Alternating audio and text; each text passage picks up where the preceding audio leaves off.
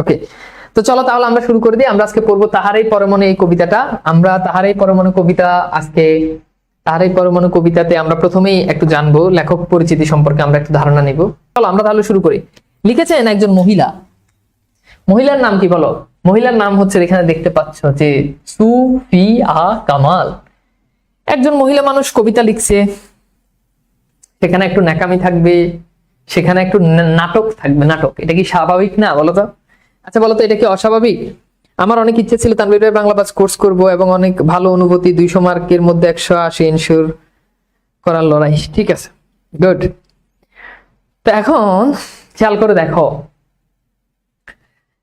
প্রথমত একটু বুঝো কথা ভালো করে। একজন মহিলা মানুষ যেহেতু লিখছে, তাহলে দুইটা জিনিস থাকবে এই কবিতাতে। একটা হচ্ছে নেকামি প্লাস নাটক।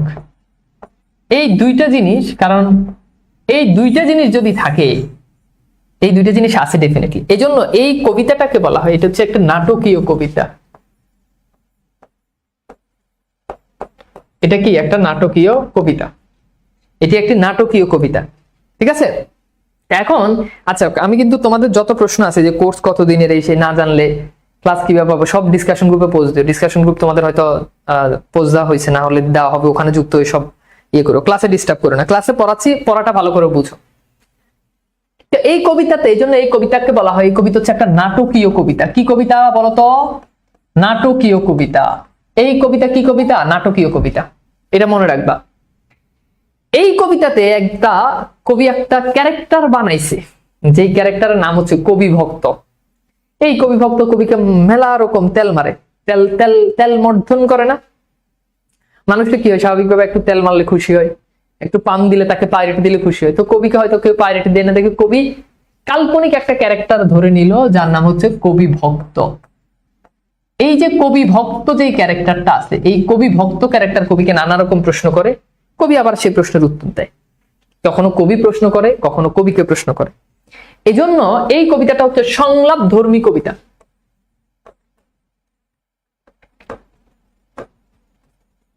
সংলাপ ধর্মী কবিতা, ঠিক আছে?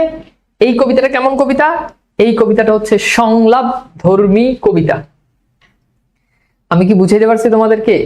এই কবিতাটা কেমন কবিতা বলো? এই কবিতাটা হচ্ছে সংলাপ ধর্মী কবিতা। তো লিখেছেন সুফিয়া কামাল, জন্মগ্রহণ করেছেন 1911 সালের 20 জুন। তবে এখানে দুইটা ইনফরমেশন তোমাদেরকে বলে রাখি। জন্মস্থান হচ্ছে বরিশাল, কিন্তু পৈতৃক নিবাস হচ্ছে কুমিল্লা। পৈতৃক নিবাস মানে বাপের বাড়ি। জন্মগ্রহণ করছে, ধরো আমি তানভীর, এখন আমার বাড়ি নোয়াখালী, কিন্তু আমি জন্মগ্রহণ করছি আমেরিকাতে। তাহলে আমার জন্মস্থান কি? আমেরিকা, কিন্তু পৈতৃক বাড়ি কই? নোয়াখালী। বুঝছো? এটা অনেকেই বুঝে না, যে মানে জন্মস্থান আর পৈতৃক নিবাসের মধ্যে পার্থক্য কি। আশা করি বুঝতে পারছো। এরপর দেখো তার পিতার নাম কি। পিতার নাম হচ্ছে সৈয়দ আব্দুল বারী। মাতার নাম কি? মাতার নাম হচ্ছে সাবেরা বেগম। এটা হচ্ছে তার নাম, সাবেরা বেগম। এটা হচ্ছে তার পিতার নাম, আর এটা হচ্ছে পৈতৃক নিবাস। এবার এখানে মোটামুটি শিক্ষা জীবন, তার শিক্ষা জীবন আমরা দেখি যে সময় তার জন্ম হয়, সে সময় বাঙালি মুসলমান নারীদের গৃহবন্দী জীবন কাটাতে হতো। এখন যেমন নারীরা যেমন ব্যাপক ভরপুর স্বাধীনতা পায়, আমার ড্রেস আমার স্বাধীনতা, নারীরা বলে না। এই জন্য আমি খোলামেলা ড্রেস পরে হাঁটতে পারি, কোনো সমস্যা। আমি রাস্তায় সিগারেট খাইতেই পারি, কোনো সমস্যা নেই। আমি রাস্তায় সিগারেট খাইতে পারি, এটা আমার স্বাধীনতা। আমি যাত্রার লগে মানে যেই কোনো বেড়া নিয়ে আমি যা ইচ্ছে তা করতে পারি, এটা আমার স্বাধীনতা। তখন এটি ছিল না। এটি বললে তখন বুঝছো কি হইতো? তো সেই সময় যেহেতু নারীরা গৃহবন্দী ছিল, গৃহবন্দী বলতে এই শব্দটাকে আসলে অন্যভাবে মিন করা হয়। আমাদের পাঠ্য বইতে এটা লেখা হয়, গৃহবন্দী বলতে সাধারণত নারীরা ঘরের বাহিরে যাওয়ার দরকার পড়তো না, পুরুষরাই ঘরের বাহিরে সব করে দিত। একেবারে একান্ত প্রয়োজন ব্যতীত ঘরের বাহিরে নারীরা যেত না।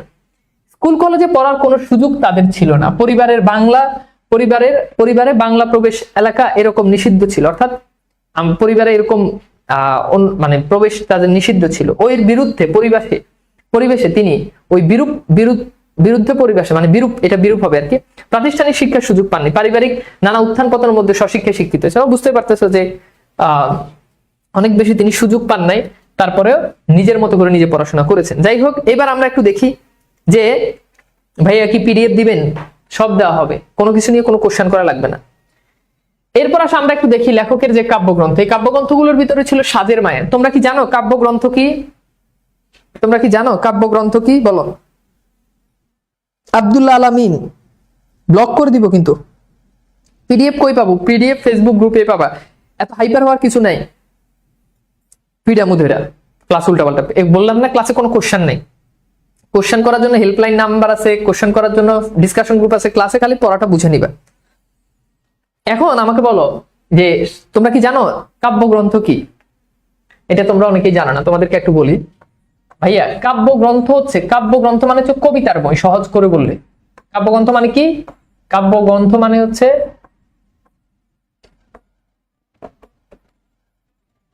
কবিতার বই, ঠিক আছে? কাব্যগ্রন্থ কি? কাব্যগ্রন্থ হচ্ছে কবিতার বই। কাব্যগ্রন্থ কি? কাব্যগ্রন্থ হচ্ছে কবিতার বই। আচ্ছা, কাব্যগ্রন্থ কি বলো? কাব্যগ্রন্থ হলো কবিতার বই। তো এখন কাব্যগ্রন্থ কি? কাব্যগ্রন্থ হলো কবিতার বই। অর্থাৎ এই যে সাজের মায়া কাব্যগ্রন্থ, এই কাব্যগ্রন্থের মধ্যে অনেক কবিতা ছিল। কি ছিল? অনেকে মনে করে কাব্যগ্রন্থে কাব্য থাকে, কাব্য আসলে কিছু না, অনেকগুলো কবিতা মিলে একটা কাব্যগ্রন্থ হয়। খেয়াল করো, এখানে ঝামেলা। গল্প গ্রন্থে কি থাকে তোমরা বলো? গল্প গ্রন্থে এটাতে কি থাকে বলতে পারবা? ডেফিনেটলি গল্প গ্রন্থে কি থাকে? গল্প থাকে। কিন্তু কাব্যগ্রন্থে কিন্তু কাব্য থাকে না। কাব্যগ্রন্থে কি থাকে? কবিতা থাকে। কাব্যগ্রন্থ মানে কবিতার বই। এরপর হচ্ছে মায়া কাজল, কেয়ার কাটা, উদাত্ত পৃথিবী, এগুলো হচ্ছে তার কাব্যগ্রন্থ। এছাড়া তার আরো কিছু সাহিত্যকর্ম আছে, but most of the time আমাদের পরীক্ষাতে সাজের মায়া, মায়া কাজল, কেয়ার কাটা, উদাত্ত পৃথিবী এগুলো পরীক্ষাতে প্রশ্ন আসে। তার কৃতিত্ব কি? তিনি বাংলাদেশের বিশিষ্ট মহিলা কবি ও নারী আন্দোলনের অন্যতম প্রতিকৃত। দুজন মহিলা কবি আছে, রোকেয়া সাখাওয়াত হোসেন, আরেকজন হচ্ছে বেগম সুফিয়া কামাল। এরা দুজন নারীদের শিক্ষা নিয়ে মানে সংগ্রাম করেছেন। নারীরা কেন পড়াশোনা করতে পারবে না, এদের সংগ্রামের ফসলে কি হয়েছে? সেই কালে ছেলেদের কিন্তু অনেক প্রায়োরিটি ছিল। সেই কালে মেয়েদের জন্য তুমি মানে 20 গ্রাম খুঁজে একটা স্কুল পাইতে না, একটা গার্লস স্কুল পাবা না, একটা গার্লস কলেজ পাবা না। ছেলেদের জন্য অহরহ স্কুল ছিল, স্কুল কলেজ ছিল। আর এখন তুমি 10 গ্রাম খুঁজে একটা বয়েজ স্কুল পাবা না, কিন্তু বয়েজ গার্লস স্কুল অ্যাভেলেবেল। তুমি দেখো ঢাকা শহরে কত হাজার গার্লস স্কুল এন্ড কলেজ আছে, গার্লস স্কুল আছে, গার্লস কলেজ আছে, কিন্তু সেই তুলনায় বয়েজ স্কুল ঢাকা শহরে নাই বললেই চলে। বুঝছো? তো মেয়েদের জন্য অনেক কিছু তারা করেছেন। আবার এটাও সত্য যে মেয়েদেরকে আসলে ঘর থেকে বাইর করে আনাই, যে এখন যে একটু শাহবাগী টাইপের যে নারীদেরকে দেখা যায়, নাকের মধ্যে কি কি পরে, খোলামেলা ড্রেস পরে, গোসল করে না, চুল কাটে না, গায়ে থেকে গন্ধ বাইর হয়, এদেরও একটা এইসব শাহবাগী তৈরি করাতেও কিন্তু এই নারীবাদী লেখকদের কিন্তু একটা বড় প্রভাব আছে। এরপর দেখো আমরা দেখি যে সাহিত্য স্বীকৃতি, তিনি বাংলা একাডেমি পুরস্কার পান, 21 পদক পান, নাসিরউদ্দিন স্বর্ণ পদক পান, ইত্যাদি অনেকগুলো পদক পান। এরপর হচ্ছে তিনি 1999-তে 20 নভেম্বর মৃত্যুবরণ করেন, এবং মৃত্যুবরণ করেন কোথায়? তিনি ঢাকাতে মৃত্যুবরণ করেন। ঠিক আছে? আচ্ছা, এরপর দেখো আমরা দেখি তার কাব্যগ্রন্থে মনে রাখার কৌশল। মনে রাখার কৌশল কি? অভিযাত্রিক দেওয়ান সাজের মায়া ত্যাগ করে। তাহলে অভিযাত্রিক দেওয়ান সাজের মায়া ত্যাগ করে কি করলো? উদাত্ত পৃথিবী থেকে। এইগুলোর পিডিএফ পেয়ে যাবে, হ্যাঁ তোমরা সব পেয়ে যাবে, কোনো সমস্যা নেই। বুঝছো? আচ্ছা, এইসব বললেন না একজন বলছে, হ্যাঁ এইসব বললে অনেকে আমাকে অনেক অনেক বলে যে আমি নারীদেরকে আমি পছন্দ করি না। আমি নারীদেরকে অবশ্যই পছন্দ করি, ভালোবাসি। যে কথা বলছে, যে নারী এই কথা বলবে আমি তাকেও ভালোবাসি, কিন্তু মানে যতটুকু ভালোবাসার দরকার ততটুকু ভালোবাসি, কিন্তু এর বেশি ভালোবাসি না। কথা বুঝতে পারছো? আচ্ছা, এবার আমরা দেখি যে এরপর থেকে কি উদাত্ত পৃথিবী থেকে চির বিদায় নিয়ে মৃত্তিকার গ্রাণের জন্য, কিসের জন্য? মৃত্তিকার গ্রাণের জন্য মোর জাদুদের সমাধি পারে চলে গেলেন। মোর জাদুদের সমাধি পারে চলে গেলেন। আমরা মায়া কাজল ত্যাগ করে মন ও জীবন দিয়ে তার আত্মার প্রশস্তি ও প্রার্থনা কামনা করে, যেগুলো হলুদ কালার করে দেওয়া আছে, যেগুলো হলুদ কালার করে দেওয়া আছে, এগুলো কি? এগুলো হচ্ছে লেখকের সাহিত্যকর্ম। আচ্ছা, পিডিএফ পেয়ে যাবা, পড়ে নিতে পারবা। তো তাহারাই পরমাণু কবিতাটি প্রথম কোন পত্রিকায় প্রকাশিত হয়? খুবই গুরুত্বপূর্ণ, মাসিক মোহাম্মদী পত্রিকাতে প্রকাশিত হয়। কি বলছে বলো তো? তাহারাই পরমাণু কবিতাটি প্রথম কোন পত্রিকায় প্রকাশিত হয় বলো? এবং এটি সাজের মায়া কাব্যগ্রন্থের অন্তর্গত। এই দুইটা ইনফরমেশন জানতে হবে। সাজের মায়া কাব্যগ্রন্থের অনেকগুলো কবিতার মধ্যে একটা কবিতার নাম হচ্ছে তাহারাই পরমাণু। আর প্রথম আগের কালে, এখন যেমন কি করে মানে এখন মানে কবিতা লেখে কেন হয়? ছেঁকা গাইছে, মাইয়া ছেঁকা দিয়ে চলে গেছে, এরপর সে কবি হয়ে যায়। দুনিয়ার যত ছেলে কবি হয়েছে এই যুগে, এই এই আধুনিক যুগে যত মানুষ কবি হয়েছে, যত মানুষ দেখবে যে ফেসবুকে কবিতা লিখে লিখে পোস্ট করে, এর ম্যাক্সিমাম ছেঁকা খাইয়া কবি হয়েছে। মেয়ে ছেঁকা দিছে, তারপর মনের বিরহে থেকে লিখতে লিখতে কবি হয়েছে। অনেকে প্রশ্ন করে যে ভাইয়া কবিতা লিখতে হলে কি করা লাগবে? কবিতা লিখতে হলে প্রথম শর্ত ছ্যাঁকা খাওয়ানো লাগবে। তারপর অনেকে বলে ভাই কবিতা লিখতে গেলে আমি তো ছন্দ পারি না, ছন্দে ছন্দে লিখতে পারি না, আমাকে কি ছন্দ শিখতে হবে? আমি বলি লাগবে না। তো বলে যে ভাই তাহলে কিভাবে? আমি বলি তাহলে তোমার ছ্যাঁকা খাইতে হবে, অটোমেটিক মন থেকে ছন্দ তৈরি হবে, বুঝছো? অটোমেটিক মন থেকে ছন্দ তৈরি হবে। তো যাই হোক আসো তাহলে মাসিক মোহাম্মদী পত্রিকা এটি প্রথম প্রকাশিত হয় এবং সাজের মায়া কাব্যগ্রন্থের এটি অন্তর্গত। আচ্ছা এবার আমরা একটু মূল ইয়েটা দেখি, মূল বক্তব্য দেখি। মূল বক্তব্যের ভিতরে আমরা দেখতে পাই তাহারই পরমাণু কবিতায় প্রকৃতি ও মানব মনের সাথে সম্পর্ক, প্রকৃতি আর মানব মন এই দুইটার সাথে যে একটা গুরুত্বপূর্ণ যে সম্পর্ক, এই সম্পর্ক এখানে তুলে ধরা হয়েছে। প্রকৃতির সাথে সম্পর্ক, মানব মনের সাথে সম্পর্ক, এই দুইটা জিনিস এখানে তুলে ধরা হয়েছে। একটু ভালো করে খেয়াল করো, প্রকৃতির সাথে মানব মনের সম্পর্ক আছে না নাই? কথা কও, আছে না নাই? আছে। ভাই কেমনে আছে? দেখো, যখন বাহিরে যখন বৃষ্টি হয়, মনের মধ্যে একটা আনছান ভাব, একটা মানুষকে মিস করতেছি, আজ একটা মানুষ থাকলে, আজ একটা ভালোবাসার মানুষ, বাইরে ভরপুর বৃষ্টি হচ্ছে। তারপর মনের মধ্যে আমার যদি একটা কাছের মানুষ থাকতে এখন ঘরের মধ্যে, একটা ফিলিংস, একটা অনুভূতি তৈরি হয়। বসন্তকাল যখন আসে, চারদিকে যখন ফুল ফুটে, ফুলের দিকে তাকালেই খালি মনের মধ্যে একটা ভাব তৈরি হয় যে এত ফুল ফুটছে, আমার মনে কোনো ফুল নাই। আমার যদি আজকে একটা পার্সোনাল ফুল থাকতে, এই সব ফুল, হ্যাঁ, আসল ফুলকে দিয়ে দিতাম। এই যে প্রকৃতির সাথে মানব মনের যে সম্পর্ক, সে সম্পর্ক এই কবিতাতে আমরা দেখতে পাই। এই জন্য মধ্যযুগের কবি বিদ্যাপতি লিখে গেছেন, এ ভরা বাদর মাহ বাদর শূন্য মন্দির মোর। বলছে এই ভরা ভাদ্র মাসে চারদিকে তুমুল বৃষ্টি হচ্ছে, আমার মন্দির, আমার ঘর শূন্য, আমার কোনো প্রিয় মানুষ নাই, থাকলে আজকে আমি তাকে নিয়ে লুডো খেলতাম। বুঝছো? এটা হচ্ছে প্রকৃতির সাথে, এটা সেই মধ্যযুগে বিদ্যাপতি লিখে গেছে। দেখো প্রকৃতির সাথে সাহিত্য মানুষের মনের কথা বলে, এটা মনে রাখো।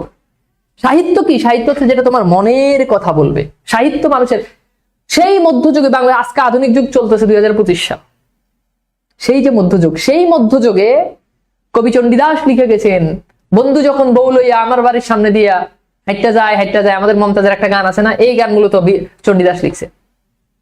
সই কেমনে ধরি, চণ্ডীদাস বলছে, সই কেমনে ধরিব হিয়া আমারই বধূ আন বাড়ি যায় আমার আঙ্গিনা দিয়া। সই বান্ধবী, সই মানে বান্ধবী, বন্ধু, এই কষ্ট কোথায় রাখবো, কোথায় এই কষ্ট রাখবো? আমার প্রেমিক আজকে প্রেমিকা নিয়ে আমার ঘরের সামনে দিয়ে চলে যায়। পরবর্তীতে আমাদের মমতাজ এখান থেকে গান বাইর করছে, বন্ধু যখন বউ লইয়া হাইটটা যায় তখন ফাইটটা যায়। বুঝছো? তো দেখো সেই যুগে, সেই মধ্যযুগে লিখছে, সেই বহু বছরের পর বছর আগে লিখছে। আজকের দিনে কারো প্রেমিক যদি প্রেমিকা নিয়ে তার ঘরের সামনে দিয়ে চলে যায়, বলো তার কি খুব ভালো লাগবে? সে হাসবে? বলো তার কি ভালো লাগবে? তার ভালো লাগবে? কখনোই ভালো লাগবে না।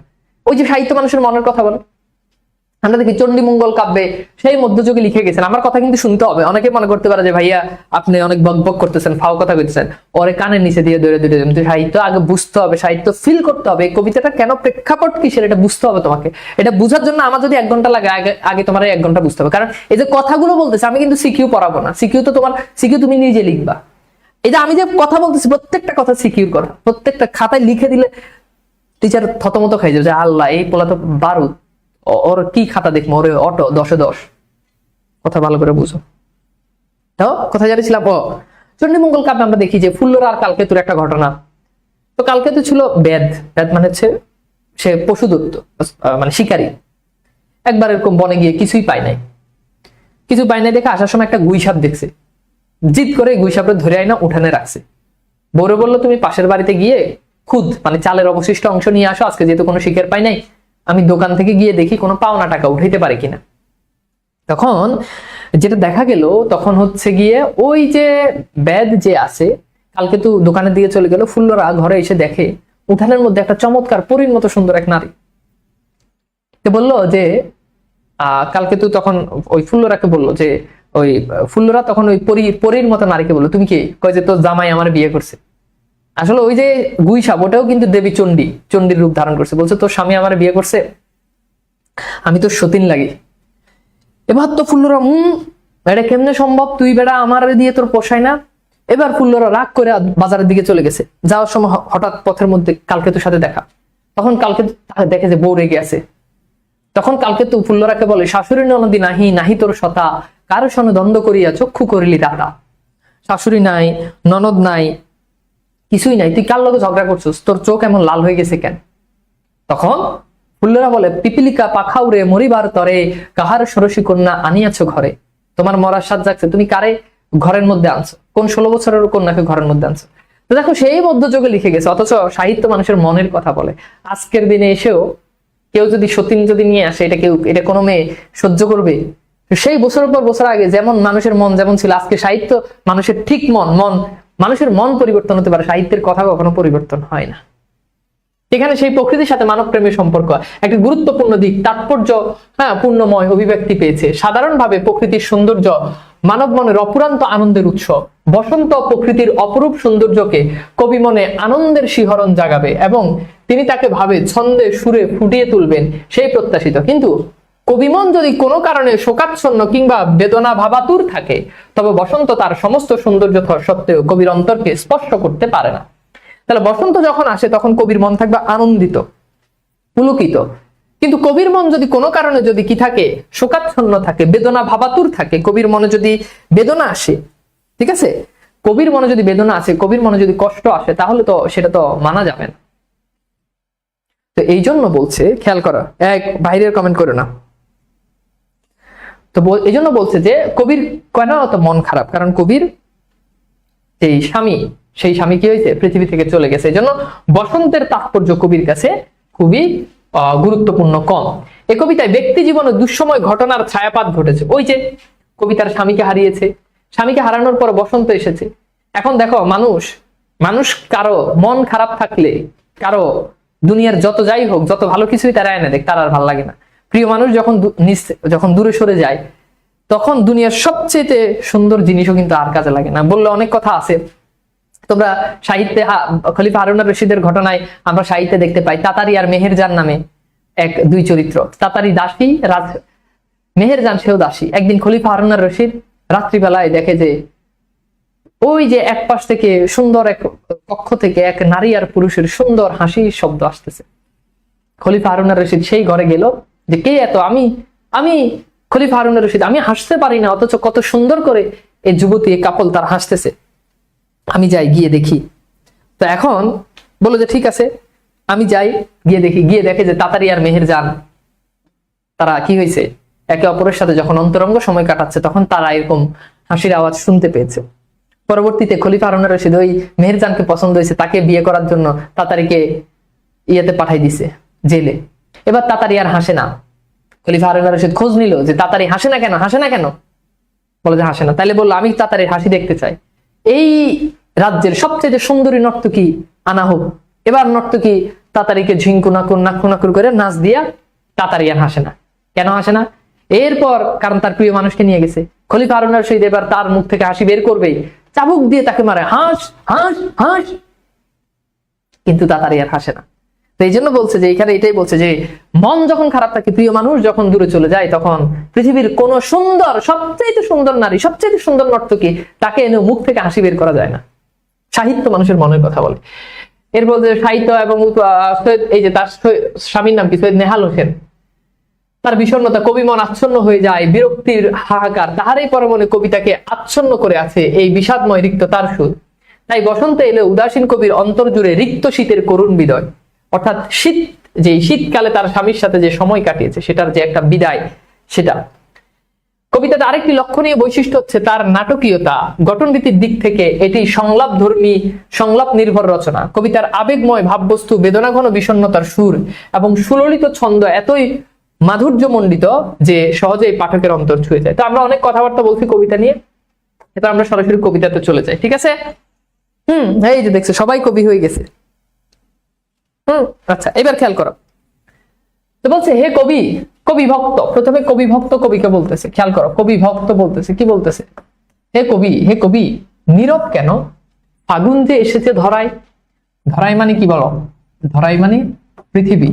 তো বলছে হে কবি, ফাগুন তো পৃথিবীতে চলে আসছে, তো তুমি এত নীরব কেন? অর্থাৎ দেখো, ফাগুন যখন পৃথিবীতে আসবে তখন কি হবে? পৃথিবীতে যখন আসবে তখন যারা কবিতা লিখে তারা ফাগুনকে বরণ করবে, তারা ফুল দিয়ে সাজবে। কিন্তু এবার দেখা যাচ্ছে কবি অনেক নীরব। তখন কবি ভক্ত বলতেছে, হে কবি নীরব কেন, ফাগুন তো পৃথিবীতে চলে আসছে। বসন্ত বরিয়া, বরিয়া মানে কি বরণ করে, বরিয়া মানে কি বরণ করে। বলছে বসন্ত বরিয়া তুমি লবে নাকি তব বন্ধনায়। লবে মানে হচ্ছে নেবে, লবে মানে নেবে, তবে মানে তোমার। বলছে যে বসন্ত বরিয়া, বসন্তকে কি তুমি তোমার বন্ধনা দিয়ে, বন্ধনা বলতে এখানে বোঝানো হচ্ছে গান, বুঝছো, প্রশংসা সুযোগ গান। বসন্তকে কি তুমি তোমার বন্ধনা দিয়ে, তুমি তোমার গান দিয়ে বসন্তকে বরণ করে নিবে না। কবি ভক্ত কবিকে বলছে, কবি তুমি এত নীরব কেন, ফাগুন তো পৃথিবীতে চলে আসছে, তুমি কি বসন্তকে বরণ করে নিবে না তোমার গান দিয়ে। কহিল সে স্নিগ্ধ আখি তুলি। এবার কবি বলতেছে, কে বলতেছে, কবি বলতেছে, কি বলতেছে, কহিল সে স্নিগ্ধ আখি তুলি। স্নিগ্ধ আখি মানে কি, স্নিগ্ধ আখি মানে হচ্ছে কোমল চোখ, কোমল চোখ আর উৎসুক চাহনি, উৎসুক চাহনি, অর্থাৎ একেবারে উৎসুক চাহনির মতো করে কবি বলতেছে, দক্ষিণা দুয়ার গেছে খুলি। দক্ষিণা দুয়ার বলতে কি বুঝায়, দক্ষিণা দুয়ার বলতে বুঝায় দক্ষিণ দিকের বাতাস, দক্ষিণা বাতাস। অর্থাৎ বসন্ত ফাগুন যখন আসে তখন কি হবে, বসন্ত যখন আসবে তখন কি হবে, দক্ষিণ দিক থেকে বাতাস বয়ে আসবে, দক্ষিণ দিক থেকে বাতাস আসবে। দক্ষিণা দুয়ার গেছে খুলি, অর্থাৎ দক্ষিণ দিক থেকে কি বাতাস আসতেছে। বাতাবি লেবুর ফুল ফুটেছে কি, ফুটেছে কি আমের মুকুল। আমরা জানি যখন বসন্ত আসে তখন নতুন নতুন ফুল হয়, নতুন নতুন মুকুল হয় যে কোনো গাছের। তো বলছে বাতাবি লেবুর ফুল ফুটছে, ফুটেছে কি আমের মুকুল। অর্থাৎ কবি এগুলো দেখে নাই, প্রকৃতিতে এই সবই হচ্ছে, কিন্তু কবির মনে এটা দেওয়া নাই, কবি এটা জানে না। তার মানে এখান থেকে আমরা জানতে পারি যে কবির যে তার যে আনমনে ভাব, সেটা তার যে উদাসীন ভাব, এই লাইনটা দিয়ে সেটার বহির প্রকাশ আমরা দেখতে পাই, উদাসীন ভাব। দক্ষিণা সমীর, সমীর মানে হচ্ছে বাতাস, সমীর মানে কি বাতাস। বলছে দক্ষিণা সমীর তার গন্ধে গন্ধে হয়েছে কি অধীর আকুল। অর্থাৎ দক্ষিণ দিকের বাতাস, দক্ষিণ দিকের বাতাসে এই যে তার গন্ধ গন্ধ, দক্ষিণ দিকের বাতাসে আকুল হয়ে গেছে কিনা, দক্ষিণ দিকের বাতাসে সে আকুল হয়ে গেছে কিনা এটা জানতে চাই। দক্ষিণা সমীর তার গন্ধে গন্ধে হয়েছে কি অধীর আকুল। দক্ষিণ দিকের বাতাসে এই যে আমের মুকুল, এই যে বাতাবি লেবুর ফুল, এগুলো থেকে আকুল হয়ে গেছে কিনা দক্ষিণ দিকের বাতাস, এটা কবি জানতে চাচ্ছে। আমি কি বুঝাইতে পারছি বলো, এই প্যারাটা কি বুঝছো বলো তো, এই প্যারাটা কি বুঝতে পারছো। অর্থাৎ দক্ষিণ দিকের বাতাসে, দক্ষিণ দিকের বাতাসে এই যে আমের মুকুল, এই যে ফুল, এই সব কিছু মিলিয়ে আকুল হয়ে গেছে কিনা এটা কবি ভক্ত জানতে চায়। আমি কি বুঝাইতে পারছি তোমাদেরকে কনসেপ্ট,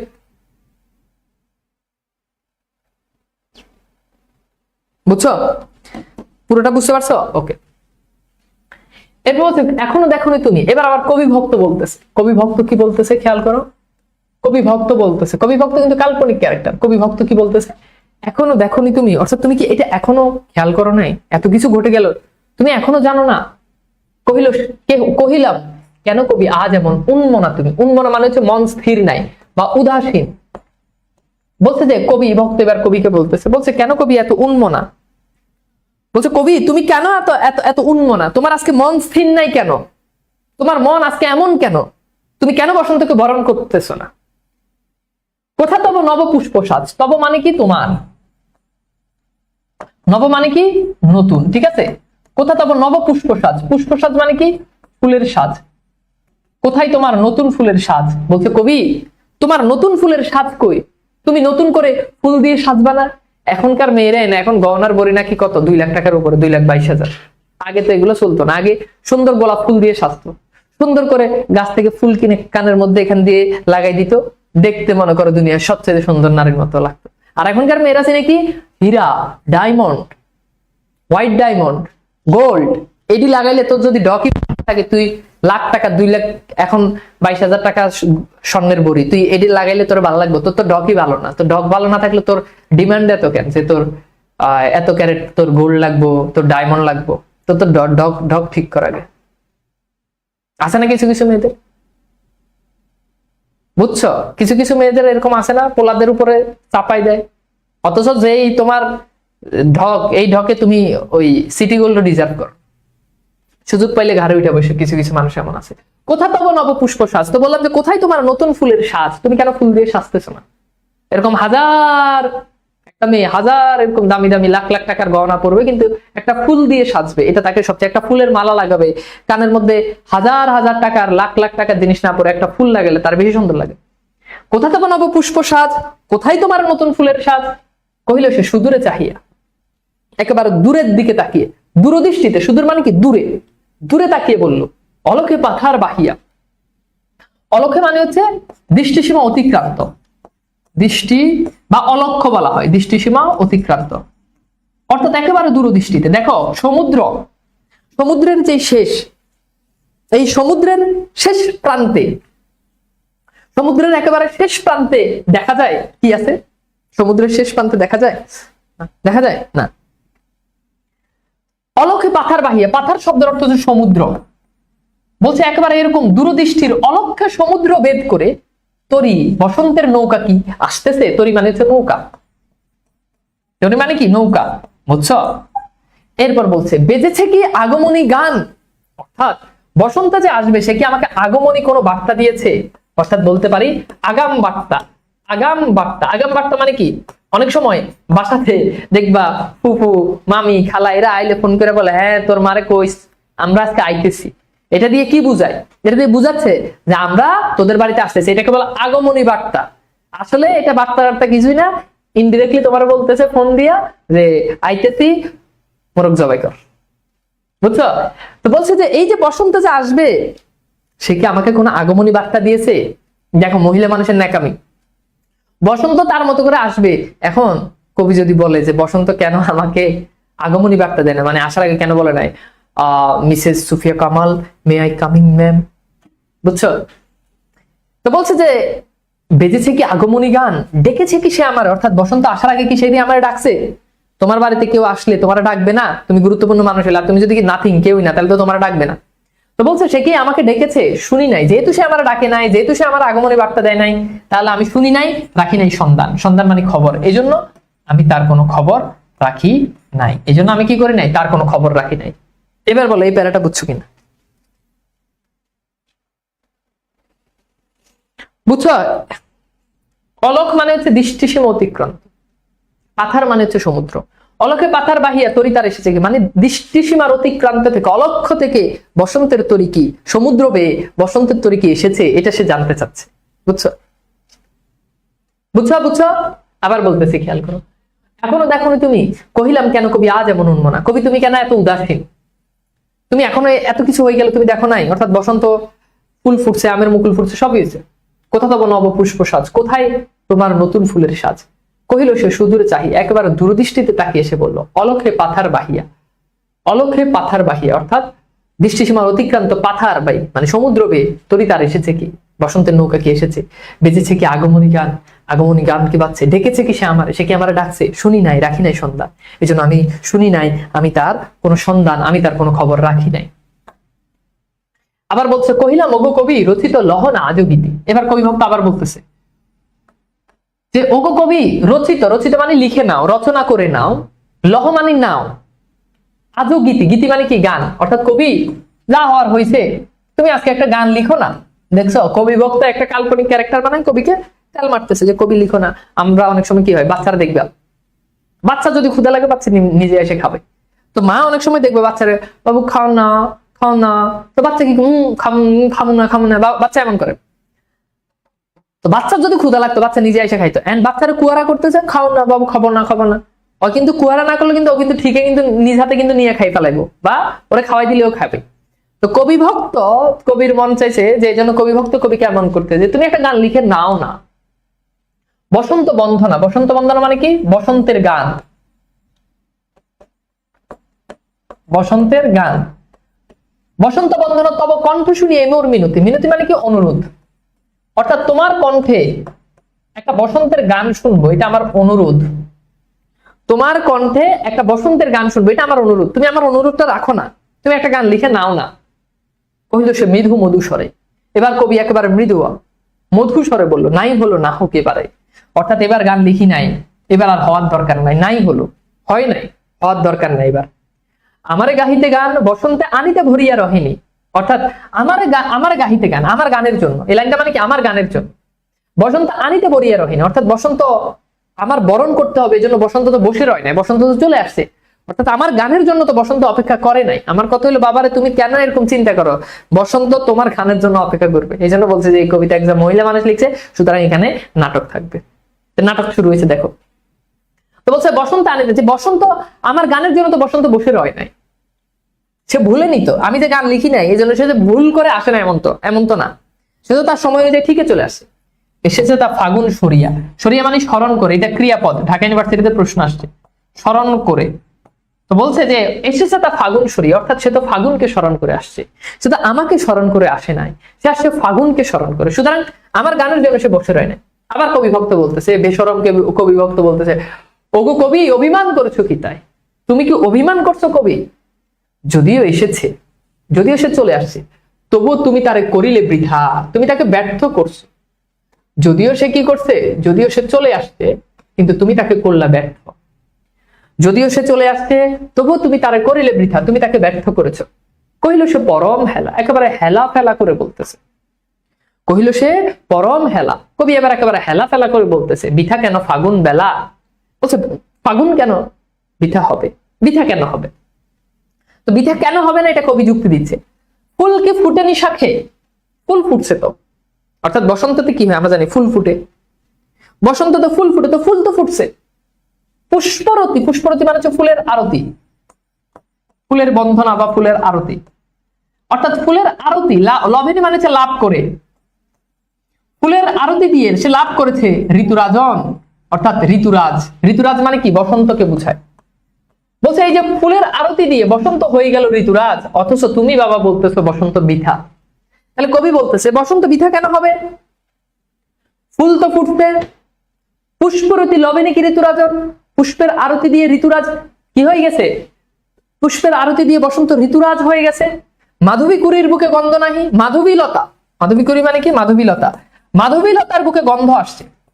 আমরা জানি যে যখন কি হয়, ফুল হয় কোন, তখন ওইটার কুড়ির বুকে কি আসে, গন্ধ আসে। মাধবী কুড়ির বুকে গন্ধ নাহি করে নাই অর্ঘ বিরোচন, অর্থাৎ পূজায় যে অর্ঘ দেওয়া হয়, এই মাধবীলতা দিয়ে পূজায় অর্ঘ দেওয়া হচ্ছে। সুতরাং কেন, অর্থাৎ ফুল ফুটছে, সবই হয়েছে, মাধবীলতার বুকে গন্ধ আসে, অর্ঘ দেওয়া হচ্ছে এটা দিয়ে, তাহলে কেন ব্যর্থ হবে? আমার জন্য তো সে বসে রয় নাই, কেন ব্যর্থ হবে? বুঝছো, এটা হচ্ছে কবির জায়গা থেকে। আচ্ছা, হোক তবু বসন্তের প্রতি কেন এই তীব্র বিমুখতা? বলছে ঠিক আছে হয়েছে, কিন্তু কেন বসন্তের প্রতি তীব্র বিমুখতা? বিমুখতা মানে হচ্ছে মুখ ফিরিয়ে নেওয়া, মুখ ফিরিয়ে নেওয়া। বলছে যাই হয়েছে হয়েছে, কিন্তু বসন্তের প্রতি কেন তুমি মুখ ফিরিয়ে নিলা? বসন্তকে কেন তুমি মানে কষ্ট দিচ্ছ, তুমি কেন মুখ ফিরিয়ে নিচ্ছ? বুঝছো, বসন্তকে কেন তুমি কি করতেছো, মুখ ফিরিয়ে নিছো বসন্ত থেকে। উপেক্ষা ঋতুরাজ কেন তুমি দাও, উপেক্ষা মানে হচ্ছে ইগনোর করা, ইগনোর, ইগনোর বুঝো, ইগনোর বুঝছো, পাশ কাটিয়ে যাওয়া, অবজ্ঞা করা, সহজে বললে অবজ্ঞা। অর্থাৎ ঋতুরাজকে তুমি কেন অবজ্ঞা করতেছো, অবজ্ঞা করে তুমি কেন বসন্তকে কি দিচ্ছ, ব্যথা দিচ্ছ। কহিল সে কাছে সরে আসি, এবার সে কাছে সরে আসি। কুহেলে উত্তরী, কুহেলে মানে কুয়াশা, প্রত্যেকটা শব্দের অর্থ লিখে দিচ্ছি। উত্তরী মানে হচ্ছে চাদর, অর্থাৎ কুয়াশার চাদর জড়িয়ে। মাঘের সন্ন্যাসী বলতে বুঝাই শীত ঋতুকে। আমরা জানি তার স্বামী শীত ঋতুতে তার সাথে ছিল, শীত ঋতুতে তার স্বামী চলে গেছে পৃথিবী থেকে। কুহেলি উত্তরী তলে মাঘের সন্ন্যাসী, কুয়াশার চাদর জড়িয়ে মাঘের সন্ন্যাসী হয়ে গিয়েছে চলিয়া ধীরে পুষ্প শূন্য দিগন্তের পথে, অর্থাৎ ফুলহীন এক দিগন্তের পথে চলে গেছে, যেখান থেকে আর কি আসে না, ফিরে আসা যায় না। এতক্ষণ এত নাটক টাটক করে বলতেছে যে আমার কারণ একটাই, কি হয়েছে, রিক্ত হস্তে তাহারাই পরে মনে। রিক্ত হস্তে মানে হচ্ছে খালি হাত, খালি হাতে আমার শুধু তাকেই মনে মনে। কাকে মনে পড়ে? কবির স্বামীকে। যে খালি হাতে আমার শুধু তাকেই মনে পড়ে, ভুলিতে পারি না কোনো মতে, আমি কোনোভাবেই তাকে ভুলতে পারি না। বাবারে তুমি যদি ভুলতেই না পারো তাহলে তোমার এত বড় কবিতা লেখার তো দরকার নাই। অর্ঘ বিরোচন মানে হচ্ছে পূজায় অর্ঘ দেয়, অর্ঘ, অর্ঘ প্রদান করা হয়, অর্ঘ। তো বলছে বাবা তোমার যদি স্বামীর কথাই মনে পড়ে তাহলে তুমি তো এত বড় কবিতা লেখার দরকার নাই। নাকামিটাকে আমি করে শেষে আইসা বলে যে হ্যাঁ আমার স্বামী মারা গেছে এই জন্য আমি কবিতা লিখতে পারতেছি না, এই কথা প্রথমে বলে দিলেই তো হয়। এখন তুমি চিন্তা করো, একজনের স্বামী মরছে, এই কবিতা তোমারে পড়তে হয়। তার স্বামী মারা গেছে, এই কবিতা পড়তে হয় তোমারে। সে স্বামী মরছে এই জন্য সে নিজের ব্যক্তিগত কবিতা চাপাই দিছে তোমার গায়ের উপর, তুমি এবার পড়ো। তাহারই পরমাণু কবিতায় কোন ঋতুর বন্দনা করা হয়েছে? তাহারই পরমাণু কবিতায় কোন ঋতুর বন্দনা করা হয়েছে বলো? উত্তর হচ্ছে কি, বসন্ত ঋতুর। আমরা জানি কোন ঋতুর বন্দনা করা হয়েছে, বলো? বসন্ত ঋতু। আসছে 2022-এ, বরিশাল বোর্ড 2022-এ এই প্রশ্নটা আসছে, বুঝছো? বুঝছো? আচ্ছা, এরপর খেয়াল করো, আমরা দেখি এবার বলো কবি কিসের সাথে অভিমান করছে, বলো এই কবিতায় কবি কিসের সাথে অভিমান করেছে? এই কবিতায় কবি কিসের সাথে অভিমান করছে বলো তো?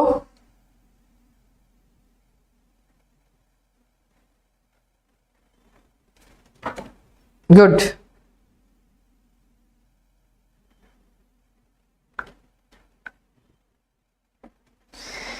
এই কবিতায় কবি কিসের সাথে অভিমান করছে বলো? এই কবিতায় কবি কিসের সাথে অভিমান করছে?